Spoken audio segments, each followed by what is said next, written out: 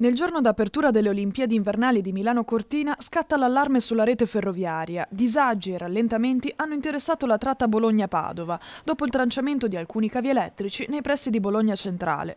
Sul posto sono intervenuti Polfer e Digos. Gli inquirenti stanno valutando alla pista del sabotaggio di matrice anarchica. Secondo quanto emerso, sarebbero 3 i danneggiamenti avvenuti quasi in contemporanea sulle linee ferroviarie italiane all'avvio dei giochi.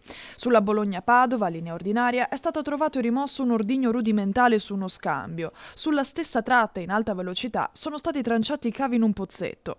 Un terzo episodio è stato segnalato sulla Bologna-Ancona a Pesaro, dove ha preso fuoco una cabina elettrica.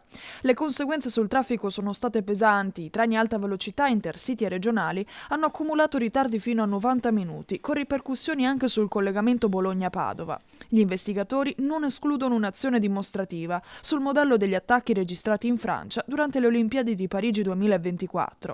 Sul caso è intervenuto anche il ministro dei trasporti, Matteo Salvini, che parla di un atto di delinquenza e di un possibile attentato premeditato.